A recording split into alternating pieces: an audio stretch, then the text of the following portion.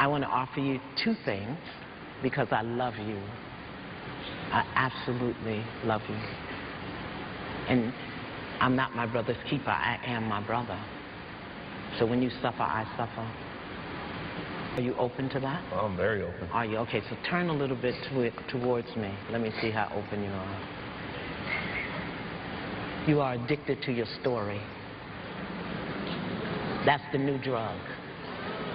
Because it's the thing that you'd be without that story that frightens you. You know how to be an addict. You know how to feel bad. You know how to hustle. You know, you got your rackets. You got it down. Who would you be without that story? A better person. What does that mean? Better than what? Who would you be without that story? I would be Steve. Yeah. Authentically Steve. Yes. So let me take it from the bottom, from the top down. I can't bring you from the bottom up because you know the bottom. You feed on that story. Mm-hmm. It keeps you distracted from your greatness because your greatness is what scares you. So, can you believe or are you willing to consider? Can you believe or are you willing to consider that right where you are, God is? I believe it and I'm willing to consider. Both of them. Right where you are, God is. Yes. So where's God when you go back to feeling sorry for yourself? Where's God when you start telling the story about how good you're not? Because right where you are, God is. Where's God in those moments? I push him out. Ah, okay. Can you believe or are you willing to consider that God wants nothing for you but your perfect happiness? Your perfect happiness. Can you believe that or are you willing to consider that God wants you happy? I'm willing to consider it. So if right where you are, God is, and God wants your perfect happiness, that means your perfect happiness is right here. Right here. How much of the story keeps you from stepping into the happiness? All of the story. You're addicted to your story. That's the new drug. And Oprah. This is the hard part for me. Because Steve represents what I think is an epidemic in this country. The epidemic of the fatherless son. Where's your daddy? He's deceased. Where's your daddy? Not your father. Where's your daddy? I have no clue. Where's your daddy? That man that touched you and said, you're a man now. That man that put tapes in your head about what it means to be a man. Your daddy. Where's your daddy? Never had that. Never had a daddy. The fatherless son. There are hundreds of thousands of them all over the world.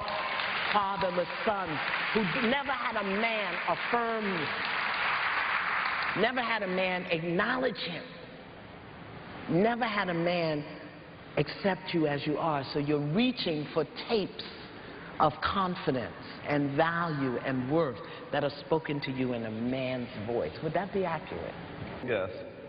Because that's why you're addicted to the story, because you don't have valid tapes of what it means to be affirmed by a man. He's a fatherless son. But can I stand up with him for a minute? Please do whatever you need to do. Come here, come here. Turn around.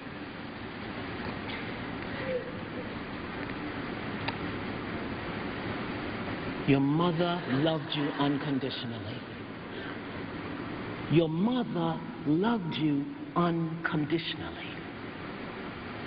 And she asks your forgiveness for not being who you wanted her to be. Your mother loved you unconditionally. And she asks your forgiveness for not being who you wanted her to be. And your father is proud of you. Your father is proud of you. Your father is proud of you. He doesn't judge you. He doesn't question you. Your father is proud of you. I need a man. Come here, Tim. Tim, come to me. Look this brother in his eyes. Look him in his eyes. Don't touch him. Stand behind him for me. Stand behind him for me. Back up to him. I want him to know that his brother's got his back. Look him in the eyes. Tell him. Your father's proud of you. Your father is proud of you.